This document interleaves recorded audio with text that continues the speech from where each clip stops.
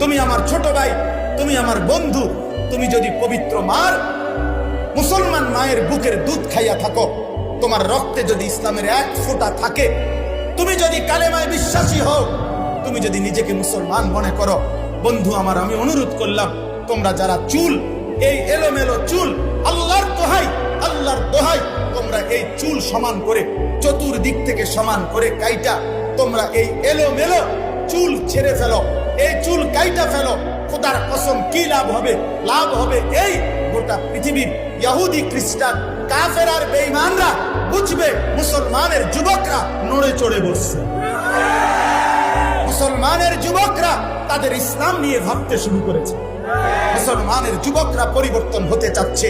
মুসলমানের যুবকরা কাফের আর বেঈমানের চক্রান্ত ধরে ফেলছে, এটা তারা বুঝবে। আমি এই জন্য অনুরোধ করছি ভাইয়া,